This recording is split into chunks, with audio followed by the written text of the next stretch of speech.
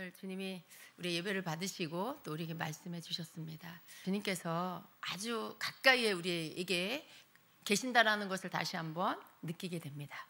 언제나 주님 우리 안에 계시는 것을 우리가 믿어요. 그런데 그것을 믿는 것과 실제 삶이 다를 때가 많이 있죠. 그래, 나 예수님 나와 함께 하시는 거 믿어, 내 안에 계시는 거 믿어 라고 하는데 정작 삶 속에서는 주님과 함께 하는 삶을 살지 못할 경우들이 많이 있다라는 거예요. 그냥 아침에 문득 눈을 뜨고 또 골똘히 또 뭔가를 생각하고 그냥 그런 거죠. 내가 충만해서 사는 그런 날들이 계속해서 이어나갈 때가 많은 거죠. 그렇지 않습니까, 여러분? 뭔가 우리는 내가 무심결에 하는 것들을 조심해야 돼요. 아무 생각 없이 들어오는 생각과 떠오르는 생각에 계속 그 생각을 따라가다 보면 주님하고 함께하는 시간 없어지는 것이죠. 여러분님이요, 우리를 너무 잘 아세요. 그죠? 아침에 눈을 뜨면 이렇게 해라 가르쳐 주세요. 너희가 뭔가 결정해야 될 때 이렇게 해라 라고 하세요. 그렇게 말씀하시는 이유는 그렇게 하지 않으면 우리는 우리 생각대로 결정해 버리기 때문에 그래요. 우리는 사람들의 말을 듣고 그 말을 참고해서 결정하게 되기 때문에 그렇습니다. 아침에 눈을 뜨면 주님 감사합니다 라고 시작하라고 하시는 거예요. 오늘도 새날을 주신 주님 감사합니다. 오늘도 주님이 나와 함께 하시고 내 삶을 이끌어 주시옵소서라고 고백하라고 하시는 것이죠. 그게 아무것도 아닌 것 같은데 아무 거예요. 아무것도 아닌 게 아니고 아무 거예요. 중요한 거예요. 주님 앞에 그런 고백을 내가 입을 열어서 드린다라는 것은 주님께 내 하루를 의뢰한다라는 뜻이죠. 주님은 아주 마땅하게 합당하게 내가 내 하루를 주님께 의탁했기 때문에 그 기도를 들으시고 주님은 내 삶을 인도해 가시는 겁니다. 그런데 내가 아무 말도 하지 않고 그냥 하루를 시작한다. 오늘은 뭘 먹어야 되나, 오늘 일을 뭘 처리해야 되는데 이거 어떻게 해야 되나, 뭐 해야 되나, 누구한테 전화해야 되는데 이런저런 생각들. 그러면 거기에 여러분이 여러분의 삶을 주님께 의탁하는 고백은 없잖아요. 그냥 내가 지금 벌써 내 하루를 뭘 하고 막 걱정과 또 고민과 계획들을 세우고 있는 거죠. 당연히 주님이 이끌어 주실 거라고 우리는 생각해요. 그런데 아닙니다. 주님께 내가 내 하루를 의탁을 해야 돼요. 주님 여기 있습니다. 이거 좀 주님이 해주세요. 맡겨드리는 거. 이 절차가 필요하다는 거예요. 이 절차 없이 주님이 그냥 내가 의탁도 안 했는데 주님이 막 나를 잡아서 이끌어 가시지는 않아요. 굉장히 인격적이신 분이시기 때문에 내가 의뢰하고 의탁하면 주님이 그렇게 해주시는 거죠. 그러니까 우리가 해야 할 건 매일의 삶에 눈을 뜨면 그 하루를 주님께 의뢰하고 주님께 맡겨드리는 고백을, 그 절차를 여러분이 밟으시라는 거예요. 그냥 알아서 해주시겠지. 그렇지 않습니다. 여러분 요즘 아이들 어때요? 아이들은요, 자기가 뭔가를 부탁하지 않았는데 우리 부모라 할지라도 훅 들어오는 거 좋아하지 않아요. 간섭하고 너무 지나치게 개인적인 영역까지 들어와서 말하고 간섭하고 막 이러는 거 좋아하지 않아요. 인격적으로 대해주기를 원하죠. 절차를 밟아서 해주기를 원하죠. 의견을 물어주기를 원하죠. 엄마하고 얘기 좀 할래? 넌 이거 어떻게 생각해? 엄마는 이렇게 생각해. 이런 어떤 아이들이 볼 때 아주 나이스한 그런 대화를 하기를 원해요. 그런데 어른들은 어때요? 그냥 어렸을 때 대했던 자녀들 그 습관대로 그냥 훅 또 들어가서 또 막 일방적으로 말하고 막 지시하고 막 그러죠. 애들도 그런 거 원하지 않아요. 근데 여러분, 주님은요, 우리가 애들한테 그렇게 하면 안 되는 것처럼 주님도 우리에게 그렇게 하시기를 원하지 않으세요. 우리가 주님께 절차를 밟아서 내 삶을 의탁하고 주님이 내 삶을 도와주시도록 초청하고 그분에게 맡겨드리고 또 어떤 일들의 중간중간에 주님 이거 어떻게 할까요? 이렇게 할까요? 저렇게 할까요? 어떻게 결정해야 될지 모르겠어요. 이렇게 여쭙고 주님 그렇게 하라고 하시는 거예요. 근데 그렇게 하면 내가 응답해 주겠다. 그렇게 하면 내가 대답해 줄게 라고 하시는 거죠. 근데 여러분에게 있어야 할 믿음은 주님은 그렇게 하시면 응답하신다라는 걸 믿는 믿음이 필요해요. 만일 그 믿음이 또 없으면은 또 말씀하셔도 다 놓쳐버리게 되죠. 그렇게 의뢰를 했다라면 여러분 주님이 뭐라고 하시는지 어떻게 인도하시는지 집중하셔야 되겠죠. 이 일이 주님이 열으신 길인가? 아니면 주님 더 기다려야 되나요? 이렇게 같이 주님하고 함께 그 시간들을 함께 보내려고 하는 이런 주의가 필요합니다. 그래서 여러분 아주 사소한 것 같지만 주님께서 하루의 삶을 우리가 어떻게 살아야 하는지를 가르쳐 주시는 거예요. 그리고 그것은 너무나 쉽습니다. 그죠? 우리가 조금만 집중하고 조금만 주의하면 할 수 있는 그런 일들이에요. 여기에는 주님이 여러분과 함께 하신다라는 굳건한 믿음이 있어야 여러분이 할 수 있는 것입니다. 여러분이 믿지 않으면요, 주님이 생각이 안 나요. 주님이 여러분과 함께 하신다는 걸 믿지 않으면 아침에 일어나도 주님 생각 안 나요. 아침에 일어나도 여러분 생각으로 가득하고, 또 하루를 살면서 중요한 결정을 할 때도 여러분이 가장 여러분이 의지하는 사람한테 전화를 해서 물어보지 주님께 물어보지 않는다는 거죠. 그러니까 여러분, 주님께 여러분의 삶을 의지하고 그분이 여러분과 함께 하신다는 것을 믿고 매일매일을 살아가시기를 축복합니다. 아멘. 자, 오늘 말씀 같이 보겠습니다. 오늘은 부활 때 받게 될 성도의 신령한 몸이라는 제목으로 여러분과 함께 말씀을 나누겠습니다.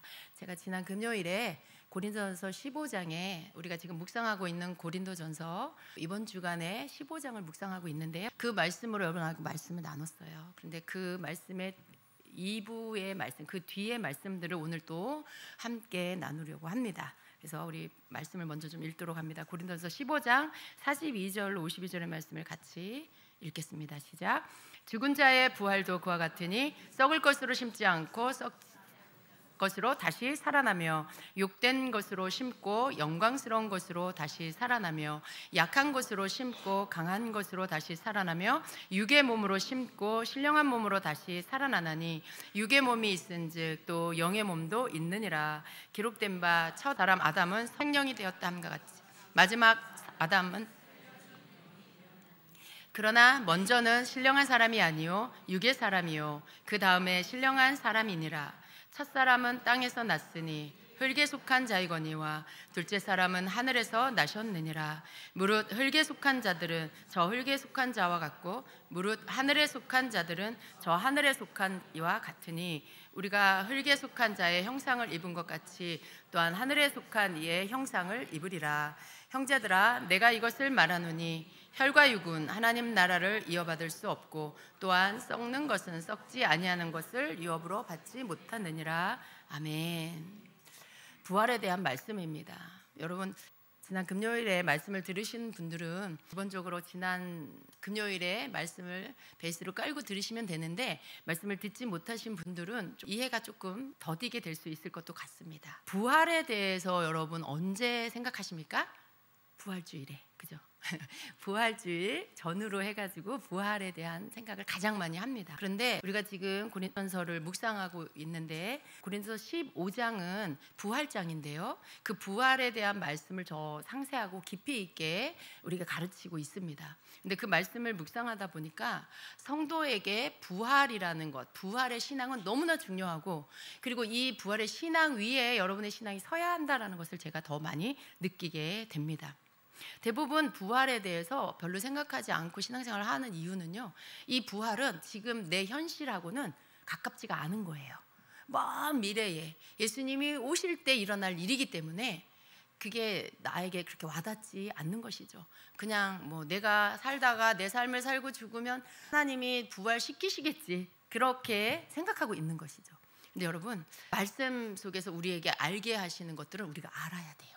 그게 오늘 현재를 바꾸는 나의 믿음이 되기 때문에 그렇습니다. 그래서 여러분, 금요일 예배의 말씀을 듣지 못한 분들을 위해서 잠깐 요약을 하면 이렇습니다. 고린도전서 15장의 이 말씀은요, 왜 치게 됐냐라고 하면, 고린도 교회에 부활이 없다라고 주장하는 사람들이 교회를 어지럽게 하는 일들이 있었던 것 같아요. 그래서 그 일에 대해서 바울이 예수님의 부활에 대해서, 죽은 자의 부활에 대해서 가르치게 된 것입니다. 그래서 성경에 고린도서 15장 초반에 보면 바울이 뭐라고 말씀을 전하고 있냐면, 예수님이 부활하신 것은 성경에 기록된 대로 된 것이다. 예수님은 성경에 기록된 대로 죽으셨고 성경에 기록된 대로 부활하셨다. 그리고 많은 예수님이 부활하신 몸을 본 자들이 있다, 증인들이 있다라고 전합니다. 그러면서 자기 자신에게도 예수님께서, 부활하신 예수님께서 만나주셨다라고 증언을 합니다.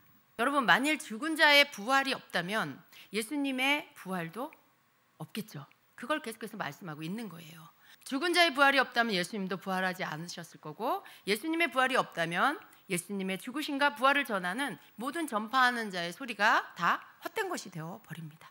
그리고 성도들의 믿음도 다 헛된 것이 되는 거예요. 여러분, 예수님의 부활을 빼고 여러분의 믿음의 실체는 무엇입니까?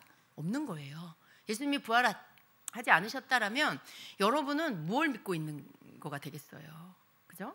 여러분이 예수님이 죽으시고 부활하신 거, 내 죄를 대신해서 죽으시고 부활하심으로 내가 죄인됨으로 그 죄의 짐을 지고 멸망받아야 할 나를 그 죄의 짐을 주님께서 대신 져주시고 예수님을 믿고 회개함으로 내 죄가 씻겨지고 부활을 하심으로 인해 사망을 이기시고 죽음을 이기시고 일어나신 예수님, 그래서 예수님의 부활이 나의 부활이 되는 거, 이게 여러분의 믿음인 거예요. 여러분 이걸 믿는 거예요. 그래서 예수님이 나의 구원자이신 것이죠. 그런데 예수님의 부활이 없다라면 여러분 믿음의 근거가 없어져 버리는 거예요. 우리는 예수님의 부활이 없다면 우리의 죄는 여전히 우리에게 있는 거예요. 죄 사함을 받지 못하는 거예요. 그리고 우리는 그 죄의 짐을 지고 끝날에 어떻게 해요? 죽어 멸망받아 지옥에 갈 수밖에 없는 그런 자들이 되는 것입니다. 그래서 예수님의 부활은요, 하나님께서 우리를 구원해 주시기 위해서 이미 계획해 놓으신, 성경에 기록한 대로 예수님을 보내주셨고 성경에 기록한 대로 그 예수님이 우리 죄의 짐을 지셨고 죽으셨고 그리고 성경에 기록한 대로 다시 부활하신 것입니다.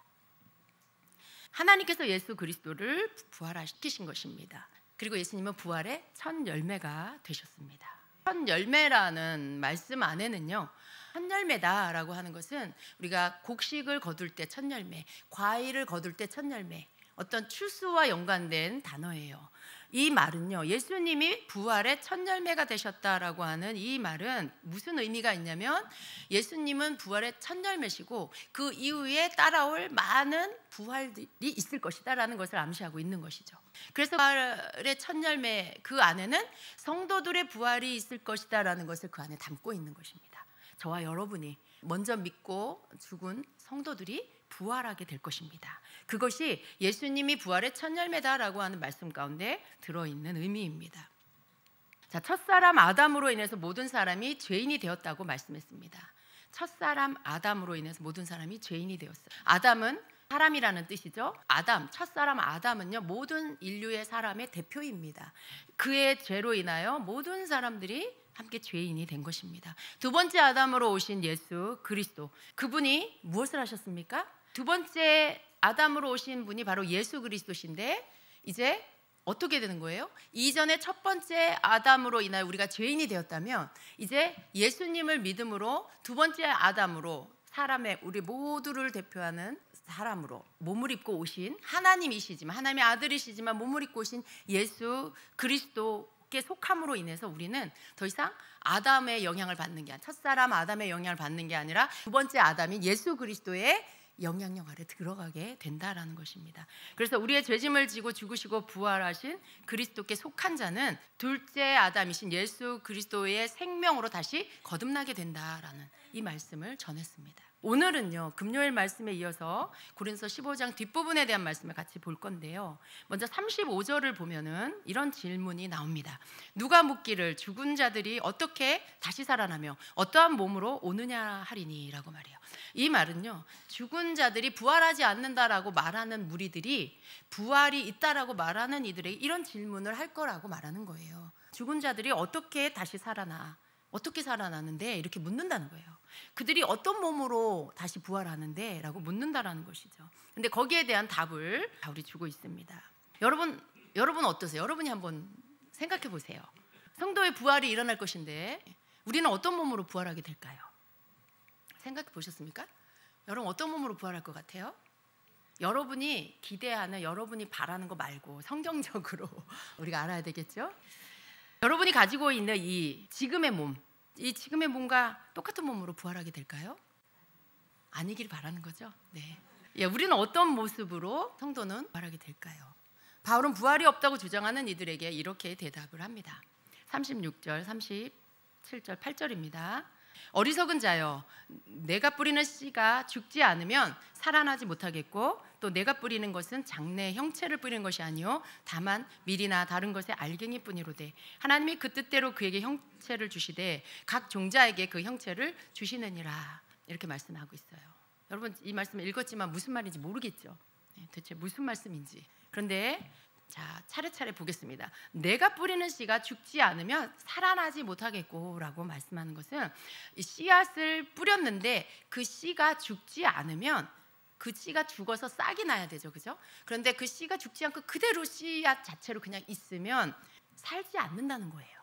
씨앗을 뿌렸고 그 씨가 죽고 거기에서 싹이 나고 그리고 그 씨앗의 형체가 자라서 나오게 된다라는 그 말씀인 거죠. 또 내가 뿌리는 것은 장래의 형체를 뿌리는 것이 아니요 다만 밀이나 다른 것의 알갱이뿐이로되라고 말해요. 농부가 씨앗을 뿌릴 때 그 뿌리는 것은요 장래의 이 씨앗에서 나올 이 씨앗이 품고 있는 형체를 뿌리는 것이 아니라는 거예요. 그냥 씨앗을 뿌리는 거예요. 다만 뭐 밀이면은 밀의 그 알갱이를 뿌리는 것이다라고 하는 것이죠. 그렇습니다, 여러분. 우리가 씨를 뿌릴 때 씨앗을 뿌리는 거예요, 그죠? 밀을 뿌렸어요. 이 씨앗 뿌려진 게 죽고 어떻게 돼요? 여기서 밀이 나와요. 자라요. 밀을 열매 맺어요. 수많은 밀을. 이게 이 씨앗이 가진 모습이에요. 몸이에요. 이 형체예요. 여러분, 이게 무슨 말이냐면 계속해서 말씀을 볼 건데요. 우리가 가지고 있는 이 몸과 우리가 부활하게 됐을 때에 그 몸은 마치 씨앗을 뿌리고 그 씨앗이 죽고 다른 그 형체가 나오는 것과 같이 우리도 그렇게 될 거다라는 것을 지금 말하려고 하는 거예요. 밀이 있습니다. 이게 밀이 씨앗을 뿌려서 나와서 다 자라고 이제 추수를 앞둔 밀입니다. 근데 여러분, 이걸 심은 게 아니죠, 그죠? 맨 처음에 이걸 심은 게 아니에요. 저 중에 한 알갱이를 이렇게 심은 거예요. 그런데 그 심은 씨앗의 모습과 이 자란 밀의 모습은 너무나 다릅니다. 근데 이 심어진 씨가 죽어야 돼요. 죽어야 저게 나오는 거예요. 모든 씨앗이 그렇습니다. 우리가 꽃의 씨앗도 그렇고 곡식의 모든 씨앗들도 그래요. 뿌려지는 씨앗과 그것이 자란 형체의 모양은 완전히 달라요. 꽃씨를 여러분 많이 보셨죠? 꽃이 굉장히 작습니다. 사람 손바닥에 올려놓은 그 한 알은 굉장히 작아요. 이게 지금 사루비아 꽃이에요. 저 손바닥에 올려져 있는 게 사루비아 꽃씨예요. 저 밑에 것은 달맞이 꽃인데 달맞이 꽃이 어디 갔네요. 예. 꽃의 모양과 이 씨앗은 다른 모양이에요. 그래서 우리가 실제로 그 씨앗의 형체를 심는 게 아니다라는 말씀은 바로 이런 말씀인 것입니다. 38절에 보니까 하나님이 그 뜻대로 그에게 형체를 주시되 각 종자에게 그 형체를 주시느니라 말씀해요. 하나님께서 모든 식물에게 그 씨앗에 알맞은 형체를 주신다는 거예요. 그 형체란 그 식물의 고유한 몸을 가리키는 것입니다. 작은 씨앗에 몸을 주신다는 것은 모든 식물의 종류대로 그 고유한 모습을 주셨다라는 말씀이에요. 세 번역으로 고린도서 15장 38절을 같이 읽어볼까요? 그러나 하나님께서는 원하시는 대로 그 씨앗에 몸을 주시고 그 하나하나의 씨앗에 각기 고유한 몸을 주십니다. 여러분, 사람이나 동물도 다 마찬가지예요. 모든 살이 똑같은 살이 아닙니다. 여기서 말하는 살은 몸을 말합니다. 우리 몸은 살과 피와 뼈 이런 걸로 구성이 되어 있어요. 모든 살이 똑같은 살은 아닙니다. 사람의 살도 있고 짐승의 살도 있고 새의 살도 있고 물고기의 살도 있습니다. 하늘에 속한 몸도 있고 땅에 속한 몸도 있습니다. 하늘에 속한 몸들의 영광과 땅에 속한 몸들의 영광이 저마다 다릅니다라고 말씀하고 있어요. 여러분, 식물도 동물도 각각의 고유한 다른 몸을 가지고 있는 것입니다. 이와 같이 죽은 자가 부활할 때 받게 되는 몸도 살아있을 때 땅에 속한 몸과 다른 부활 때에 하늘에 속한 몸으로 바뀌게 된다는 거예요. 이 얘기를 하려고 이 장황한 얘기를 했습니다. 여러분이 이해하셔야 되고, 바울이 이렇게 설명을 하고 있는 거예요. 여러분, 바울의 의견은 바울의 말이 아닙니다. 하나님이 주신 계시를 성경에 담은 거예요. 우리가 가지고 있는 이 몸, 여러분 지금 갖고 있는 이 몸이 어떻습니까? 마음에 드세요?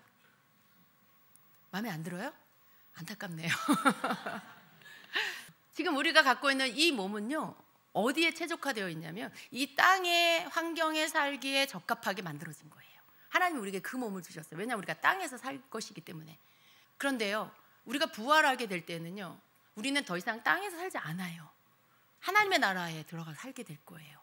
하늘에서 살게 될 거예요. 그러면 우리는 더 이상 땅에 적합하게 만들어진 몸으로는 그 나라에서 살 수가 없어요. 하나님께서 우리가 부활하게 될 때에 우리의 몸을 바꿔주십니다. 우리의 몸을 변화시켜 주세요. 새로운 몸으로, 새로운 신령한 몸으로 바꾸세요. 성도가 그렇게 바뀌어질 거다라는 것을 지금 말씀하고 있습니다. 자, 우리 아까 씨앗에 대한 거 말했잖아요. 그것을 우리 인간과 비교를 하면요, 여러분, 우리는 육신의 몸을 입고 있어요. 근데 이 몸이 죽어 땅에 묻힙니다. 근데 거기에 그것은 자연적인 현상이고요. 사실은요, 우리가 죽어야 되는 거예요. 우리가 죽는다는 것은 영적인 의미도 이 안에 담겨져 있는데요, 우리 육신이 죽어 썩어서 또 없어지죠. 육신의 이 몸은 흙으로 돌아갑니다. 썩어서 썩지 않을 것으로 바뀌어지는 거예요.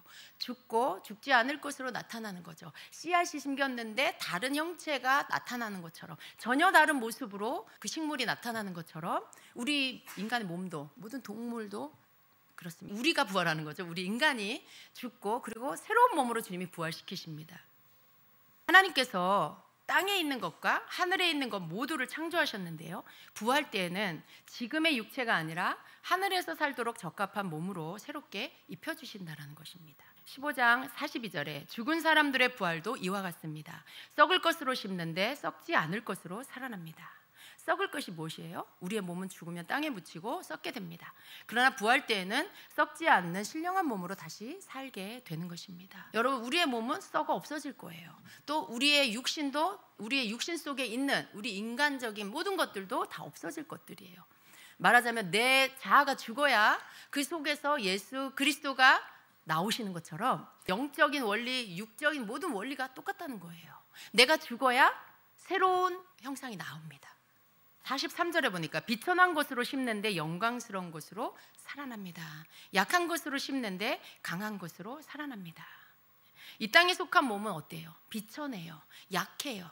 모든 밖에 자연환경의 모든 영향을 다 받아요. 추우면 너무 춥고 두꺼운 옷을 입어야 되고, 더우면 또 옷을 얇게 입어야 되고, 배고프면 먹어야 되고, 막 모든 것들의 영향을 다 받아요. 굉장히 약한 거죠.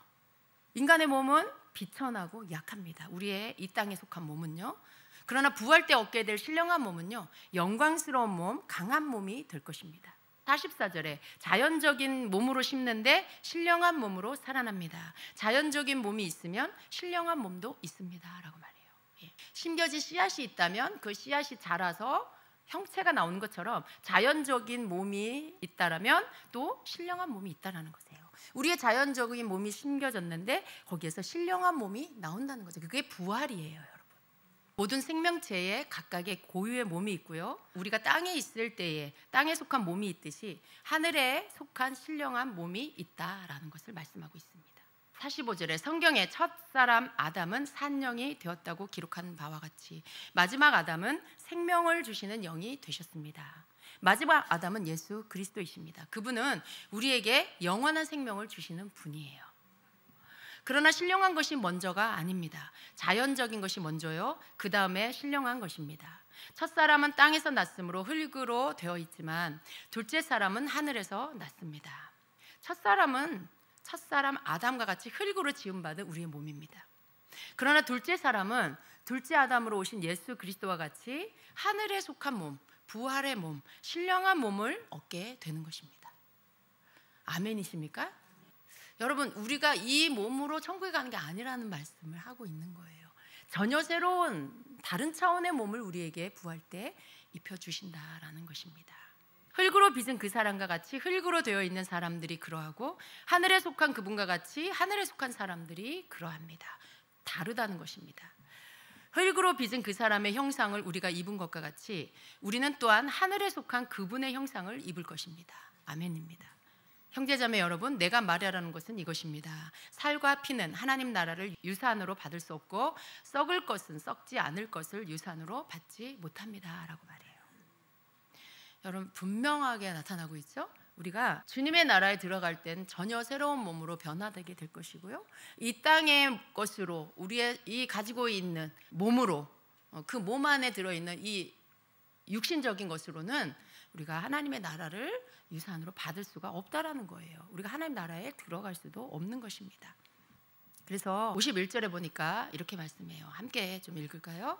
보십시오. 내가 여러분에게 비밀을 하나 말씀드리겠습니다. 우리가 다 잠들 것이 아니라 다 변화할 터인데 마지막 나팔이 울릴 때에 눈 깜짝할 사이에 호련히 그렇게 될 것입니다.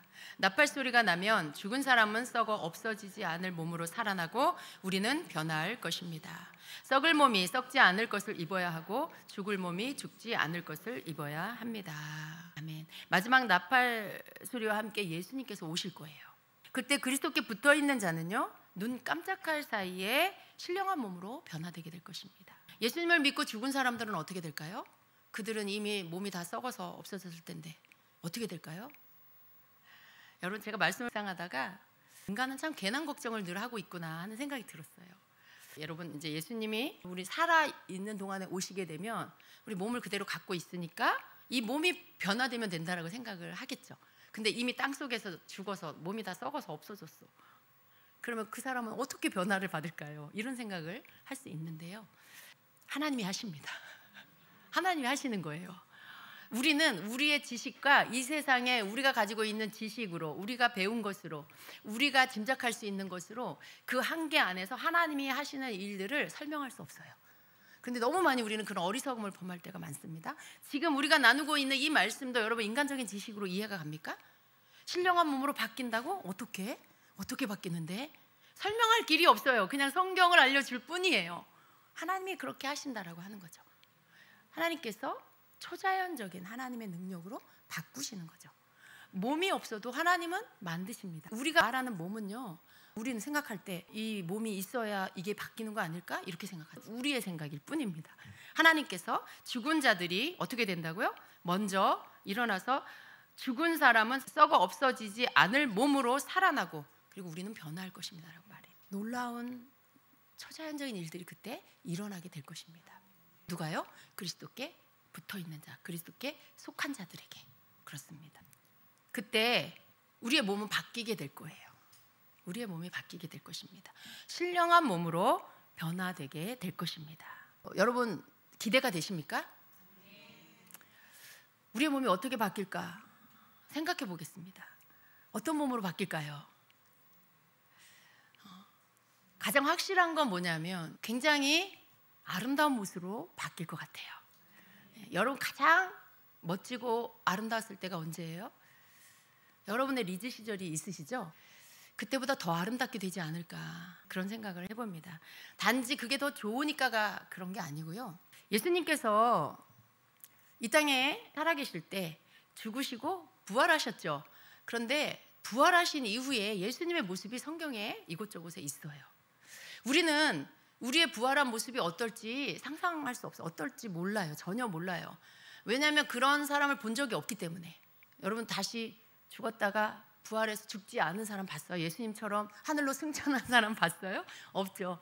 예수님은 하나님이 아들이시기 때문에 죽음을 이기셨기 때문에 부활하시고 죽지 않으시고 하늘로 승천하셨어요. 하나님께로 올라가셨어요. 신령한 몸으로 바뀌신 것이죠. 근데 우리의 성도의 몸이 어떻게 바뀔 거냐면 예수님이 부활하신 후에 가졌던 몸과 같이 성도들도 그렇게 변화될 거라고 생각합니다. 그렇게 될 것이에요. 왜냐하면 예수님은 부활의 첫 열매시기 때문에 그래요. 우리도 예수님과 같은 모습으로 그렇게 변화되게 될 것이라는 거죠. 예수님은 어떤 몸을 갖고 계셨을까요? 우리가 성경에서 보면은 굉장히 놀라운 말씀들이 있습니다. 예수님이 부활하신 후에 제자들이 모인 방에 제자들이 로마인들이 무서워서 로마 군병이 무서워서 있는 문은 다 잠궜어요. 막 꼭꼭 잠그고 그렇게 있는데 갑자기 예수님이 제자들 가운데로 훅 나타나셨어요. 네. 문을 열고 들어오셨을까요? 문이 다 잠겨 있어요. 누가 문을 열어줬다라는 말이 없어요. 성경에. 그 문을 꼭꼭 잠궜다라는 말을 굳이 그렇게 자세하게 쓴 이유는요. 예수님이 문을 열고 들어오신 게 아니라는 걸 말해주기 위해서 그런 거예요.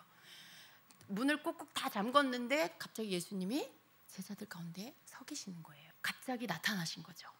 이 말은 예수님이 공간을 초월해서 오셨다라는 거죠. 부활하신 예수님의 몸은 공간을 초월해서 들어오셨다라는 거예요. 문을 열고 이렇게 들어오는 게 아니에요. 우리는 어때요? 벽이 있으면 통과를 못하죠.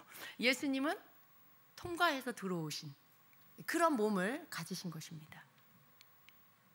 그리고 또 제자들이 엠마오로 내려가는 두 제자, 그들이 가는 길에 갑자기 예수님이 또 호련히 나타나셨어요. 그리고 그들에게 예수님의 부활에 대한 말씀을 성경을 가지고 막 가르치시죠. 근데 그때까지 제자들은요, 그 두 제자는 예수님이 누구신지 알아보지 못했어요. 왜 못 알아볼까요? 예수님이 뜨문뜨문 본 그분이 아니잖아요.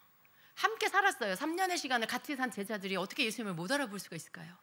그런데 이 두 제자는 예수님인지 못 알아봐요. 나중에 예수님이 빵을 떼시고 그들이 그것을 먹고 눈을 뜨고 그제서야 예수님이신 줄 알아봤다라고 말씀해요. 그 말은 예수님의 모습이, 부활하신 모습이 이전과는 좀 다를 수 있다라는 거예요. 어떻게 다를까요? 나와는 전혀, 육신의 몸과는 전혀 다른 모습으로 바뀌었다라는 걸까요? 내가 바라고 원하는 어떤 멋진 그런 사람으로 바뀌었다라는 걸까요? 절대 그렇지 않습니다, 여러분. 우리가 기억해야 할 것은, 여러분, 우리가 미래 씨앗을 심었는데 그 미래 형체가, 그 미래 그 형체가 자라서 나타났을 때 그 안에 미래 씨가 들어 있었죠. 자기가 원래 갖고 있던 그 모습에서 크게 벗어나지 않아요. 신령한 몸도 이전에 내가 육신의 이 땅에서의 이 흙으로 빚어진 몸과 다르지 않은 모습으로 갖고 있는 거예요. 그런데 뭐예요? 거기에 더 영광이 입혀져 있는 거죠. 굉장히 영광스럽다라고 했어요. 이전에 우리는 예수 그리스도 안에서 하나님의 자녀가 됐기 때문에 우리는 영광스러운 자가 됐어요. 이 땅에서 갖고 있는 이 몸의 영광과 비교할 수 없는 큰 영광이 그 변화된 몸에 덮여 있게 되는 거죠. 영광스러운 몸은 제가 생각할 때는 그 몸에서 설명할 수 없는 어떤 그 빛, 그리고 그 존귀함이 막 이렇게 흘러나오는 그런 모습이 아닐까 생각해 봅니다. 천국에 갔을 때에, 천국에서 입신해서 천국에 갔을 때에 사람의 모습이 굉장히 아름다운 모습으로 바뀝니다. 이 세상에서 볼 수 없는 빛나고 아름다운 모습으로 바뀌어요. 그리고 그 천국에서 그러한 모습으로 예수님도 만나고 또 천국에 있는 사람들도 만납니다. 우리의 바뀌어진 모습이 그러한 모습이 되지 않을까 하는 생각을 합니다. 예수님을 보면서 우리가 변화되고 우리가 부활하게 됐을 때에 그러한 모습으로 바뀌겠구나 라는 생각을 합니다. 그러면 또 이 생각을 해봅니다. 이제 신령한 몸으로 바뀌었으니까 몸이 없는 걸까? 이렇게 만져지는 몸이 없는 걸까? 이런 생각도 해볼 수 있죠. 그런데 예수님은요, 제자들에게 나타나셔서 이렇게 말씀해요. 제자들이 되게 놀랬겠죠. 한 번도 그런 것을 본 적이 없는 거예요. 그래서 성경에 뭐라고 되어 있냐면 제자들이 유령인가 라고 했다라고 했어요. 귀신인가 이렇게 생각한 거죠. 근데 예수님께서 뭐라고 하세요? 유령은 살과 피가 없지만 나는 다 있다라고 하세요. 몸이 있다. 그래서 내 옆구리에, 내 손에 너희들이 손을 넣어 만져봐라 라고 하시고, 또 의심하는 도마에게 나중에 나타나셔서 너의 손을 내 옆구리에 넣어보고 너의 손을 내 손에 넣어보고 의심하는 자가 되지 말고 못 믿는 자가 되지 말고 믿는 자가 되라고 하시죠. 몸이 있으신 거예요. 인간의 지식으로 설명할 수 없는 그러한 아주 신비로운 몸이 되는 것입니다. 신령한 몸인데 또 만져지는 몸이 있다. 시간, 공간을 초월한다. 너무나 아름다운 영광이 덧입혀 있다. 예수님께서 부활하신 이후에 보여주신 그러한 모습은 이런 것들입니다. 여러분, 우리가 짐작컨대 성도의 부활이 있고 난 후에 변화되는 그 모습은 예수님과 같은 그런 모습일 거라고 저는 믿습니다. 그런 모습이 될 거예요. 왜냐하면 부활체, 예수님의 부활, 그것은 곧 성도의 부활로 이어지기 때문에 예수님이 변화받으신 예수님은 당연히 신이시지만요, 우리랑 똑같이 육신을 입고 이 땅에 오셨고, 그리고 죽으셨고, 그리고 묻히셨고 부활하셨어요. 돌무덤에 들어가셨어요. 무덤에 갇히셨었어요. 그런데 부활하셨어요. 여러분, 이것이 우리가 이 세상에 오고 그리고 이 세상에서 살고 그리고 죽고 이 모든 것이 우리와 동일하게 예수님께서 그렇게 하신 거예요. 그런데 그 주님이 죽으시고 부활하셨고요, 그 주님은 새로운 신령한 몸으로 바뀌셨어요. 그 말은 곧 그 뒤를 따르는 성도들의 부활에도 성도들도 그렇게 바뀌게 될 거다라는 것을 말씀하고 있는 것입니다. 기쁜 소식인가요? 여러분, 우리는 이 세상이 우리가 살 영원한 곳이 아니라는 것을 늘 생각하고 살아야 합니다. 성도의 소망은요, 주님이 다시 오심, 그리고 그 안에서 우리가 부활될 것, 그리고 주님의 나라에서 영원히 살 것이라는 것을 소망하는, 그것을 믿는 소망 가운데 사는 거예요. 이 땅에서의 삶은요, 길어야 지금 100세 시대라 그래서 100년입니다. 뭐 8, 90년 평균 그렇게 요즘은 그렇게 사는 것 같아요. 여러분 8, 90년이라는 시간은요 영원한 시간 가운데 점과 같은 시간이에요. 우리가 이 땅에 사는 시간은 하나님의 시간대 안에서 점과 같은 시간이죠. 그런데 이 점과 같은 시간을 보내고 우리는 영원한 시간 안으로 들어가게 될 건데요, 많은 사람들이 이 점과 같은 시간을 살면서 이 시간 가운데 모든 것을 빼앗기고 산다라는 것입니다. 왜 그럴까요? 저 영원한 시간이 있다는 것을 모르고 혹은 믿지 않기 때문에 그래요. 그런데 그것을 알고 믿는 자는 어떻게 해야 될까요? 삶이 달라야 한다는 것입니다. 이 세상이 가져다주는 쾌락과 뭐 즐거움, 유혹, 모든 내가 누릴 수 있는 많은 것들 있지만, 여러분 아까 주님이 주신 말씀처럼 하나님의 백성들, 하나님의 자녀들은요 뭔가 필요한 게 있으면 주님께 구하면 얻는다라고 말씀해요. 내가 그것을 얻기 위하여 막 그것만을 쫓아가는 자가 되지 말라고 하시는 거예요. 네가 네 힘으로 그걸 얻으려고 하지 말아라. 네가 필요한 것이 있으면 내게 구하여라. 내가 그것을 얻게 하겠다. 내가 그것을 주겠다라고 하시는 거죠. 어리석은 자는 영원한 시간을 위해서 살지 않고 이 땅에서 점 같은 시간을 살면서 이 땅의 모든 것을 다 투자합니다. 내 열정, 젊음, 시간, 물질, 모든 것들을 다 이 땅에서 하는 것에 다 쏟아 넣어요. 그런데 이것은 어리석은 거라는 것이죠. 여러분, 주님께서 우리에게 당부하시는 것은 너희는 부활의 소망을 가진 자들이고 너희는 영원한 저 천국에서 나와 함께 영원히 사는 그 시간대 안으로 들어가서 살 자들이다. 그러니 너희가 이 땅에서 영원히 살 것처럼 그렇게 살지 말아라. 이 땅에서 너희가 영원히 지금 너희들이 누리는 것, 너희들이 또 얻은 것들을 누리면서 영원히 살 거라고 착각하며 살지 말아라 라고 하시는 거예요. 이 시간은 점과 같은 시간, 지나가는 시간. 이 시간이 지나고 나면 하나님의 말씀대로, 성경대로 예수님이 오셨고 성경대로 죽으셨고 부활하신 것처럼 성경대로 이 모든 세상은 말씀대로 이루어져 가게 될 거고, 그 말씀대로 이 세상은 없어지게 될 거예요. 이 세상은 하나님의 심판 가운데 들어가게 될 거예요. 영원한 하나님의 천국과 지옥, 우리는 그 두 나라 중에 어느 한 곳으로 가게 될 거예요. 그리스도께 속한 자는 천국으로 들어갈 거고 그리스도께 속하지 않은 자는 지옥에 가게 될 겁니다. 여러분, 그 가운데 우리가 하늘에 사는 신령한 몸으로 성도들의 몸이 변화받게 될 것인데 그 이후에 우리는 영원한 시간대로 들어가게 됩니다. 그런데 지금 이 마지막 때는요 그 시간 멀지 않아요. 우리가 늘 깨어서 하나님 앞에서 가져야 할 생각은, 우리의 마음의 소망은 주님의 다시 오시는 그 시간, 그리고 성도의 부활, 그리고 우리가 주님과 함께 영원히 살 것이라는 이 생각을 잊지 않고 살아야 합니다. 오늘 여러분이 좀 괴롭고 고통스러운 일이 있다 해도요, 이 모든 시간 거기에 굴복하지 마시고 낙심과 절망하지 마시고요, 그런 모든 것들도 주님의 그 시간대 안에서 끝날 시간이 있을 거라는 걸 믿으시기를 축복합니다. 여러분, 그 시간이 여러분 생에 오지 않는다 해도 괜찮아요. 여러분이 우리가 먼저 죽어서 땅에 묻혀도 말씀 그대로 이루어집니다. 죽은 자가 먼저 일어나고 신령한 몸으로 바뀌고 그리고 그렇게 부활하고 그 다음 어떻게 해요? 살아서 주님을 맞이하는 자들이 그때 변화되게 되는 그러한 일들이 순서대로 일어나게 될 거예요. 첫 번째는 예수님의 부활이고요, 그 다음 죽은 자가 부활하게 될 거고, 그 다음에 살아있는 자들, 그때 그리스도께 속한 자들이 변화받게 되는 이러한 일들이 있게 될 거예요. 그리고 맨 마지막에 악인들의 부활이 있고 그들이 지옥에 가게 됩니다. 여러분, 이게 성경이에요. 우리는 지금 성경은 어디로 가고 있는 거예요? 하나님의 약속의 말씀을 이루는 것으로 계속 역사 속에 흐르고 있습니다. 이전 시간의 것들이 다 성취가 되었어요. 앞으로 남은 분량만 성취가 되면 되는 거예요.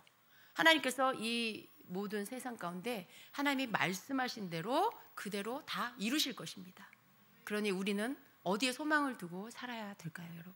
우리가 이 세상에 일어나는 일 때문에 잠깐 기뻐하고 잠깐 슬퍼하고 뭐 기뻐했다가 낙심했다가 막 그래요. 그런데 여러분, 우리의 소망은 이 세상 가운데 있는 것이 아니고요, 이 세상에 사는 동안에 우리가 할 일은 하나님이 우리를 이 세상에 보내셨고 이 세상에서 살게 하셨고 그리고 하나님께서 우리를 다시 부르실 거예요. 그 모든 것들을 생각하며 우리는 늘 돌아갈 본향집을 생각하며 살아야 돼요.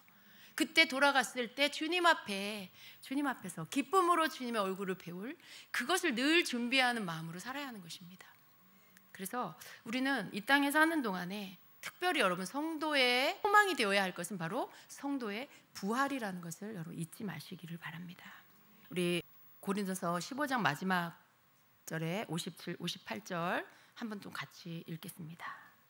우리 주 예수 그리스도로 말미암아 우리에게 승리를 주시는 하나님께 감사하노니 그러므로 내 사랑하는 형제들아 견실하며 흔들리지 말고 항상 주의 일에 더욱 힘쓰는 자들이 되라. 이는 너희 수고가 주 안에서 헛되지 않은 줄 알미라. 아멘. 이게 결론입니다.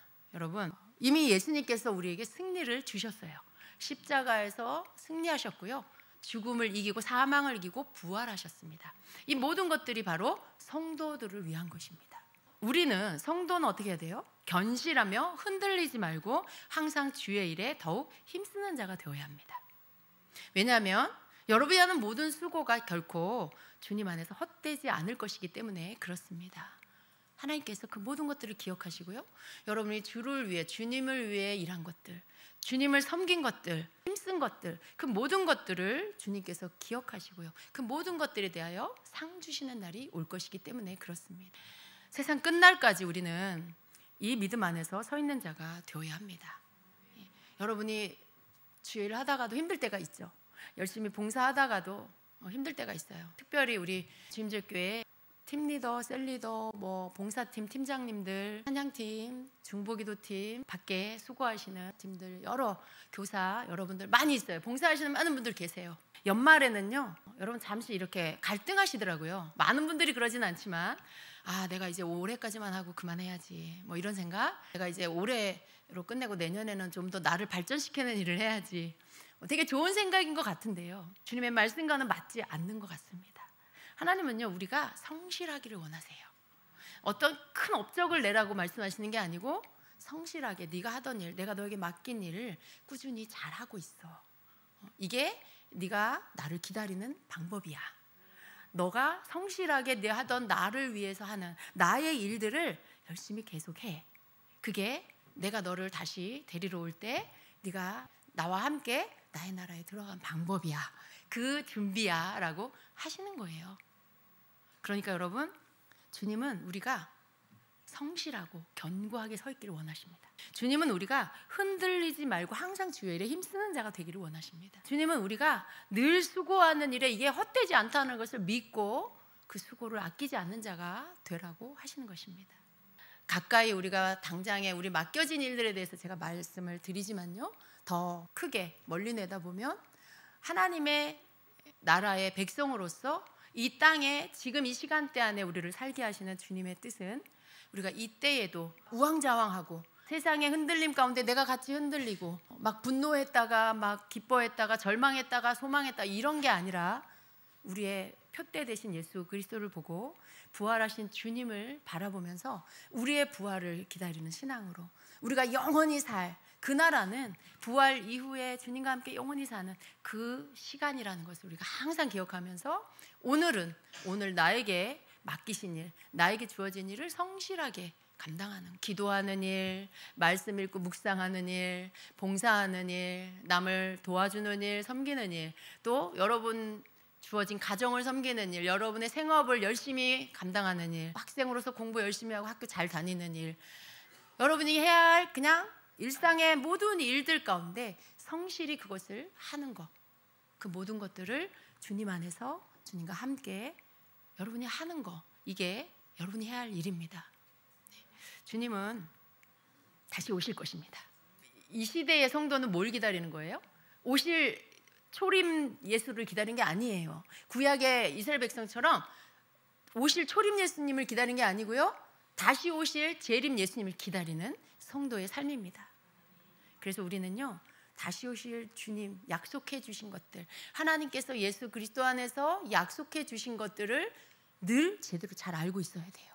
그걸 알아야 여러분 안에 소망이 계속해서 일어나게 되고요, 그걸 알아야 바른 자리에 나를 가져다 놓을 수가 있습니다. 그러지 않으면 굉장히 게을러지고요, 마음이 해이해지고요, 어느 순간 세상 것들이 내 안에 들어와서 막 뒤섞여 버려요. 그리고 무뎌져 버립니다. 시대적인 모든 감각들이 묻어지고 죄에 대해서 무뎌지고 그리고 주님의 다시 오심에 대해서도 어느 순간 어떻게 돼요? 뭐 진짜 오실까? 이렇게 되는 일이 생길 수 있어요. 의심하게 되는 일들이 있을 수 있어요. 날마다 부활의 소망 안에 다시 오실 주님을 기다리는 소망 가운데 사는 여러분 되시길 축복합니다. 매일의 삶 가운데 하루를 소중히 여기면서 여러분에게 주어진 일들을 열심히 주의 영광을 위해서 하시면서 주님을 기다리는 여러분 되시기를 축복합니다. 아멘. 우리 기도하겠습니다. 우리 이 시간에 기도합니다. 여러분 믿는 자가 되십시오. 부활의 신앙이 무엇인지를 알고 부활 후에 성도가 내가 받을 변화의 몸, 그것이 정말 주님의 말씀에 성경에 약속되어 있구나 라는 것을 보시고 여러분 믿으시기를 축복합니다. 그 믿음 가운데 여러분을 세우시고 여러분의 신앙이 그 위에 서도록 여러분 이 시간에 기도하십시오. 하나님, 다시 오실 주님을 기다리는 신앙으로 서겠습니다. 주님이 주신 나의 삶의 시간들을 충실하게 충성되게 살아가겠습니다. 내게 하라 하신 작은 사소한 일도 내가 하찮게 여기지 않고 귀하게 여기며 성실함으로 살겠습니다. 성령님 도와주시옵소서. 주님, 이 시대에 일어나고 있는 많은 일들 때문에 마음이 상하고 힘들 때가 많지만 그 모든 일도 주님께 맡겨드립니다. 정의와 공의의 하나님께서 이 모든 것들을 바로잡아 주실 것을 믿습니다. 주님이 역사하여 주시옵소서. 우린 또 이렇게 나라를 위해서 기도해야 합니다. 여러분, 모든 것들이 주님의 다시 오심을 소망하는 소망 가운데서 하게 되면 여러분의 기도가 바뀌고요, 여러분의 마음의 이 믿음의 상태가 바뀌어버려요. 이 시간에 우리가 기도하면서 여러분 안에 부활의 신앙으로 더 충만케 해달라고, 믿는 자로서 주님 앞에 견고히 서서 성실함으로 흔들리지 않고 주님을 기다리는 자가 되겠습니다. 그렇게 인도해 주시옵소서라고 여러분 함께 기도하겠습니다. 하나님 감사합니다.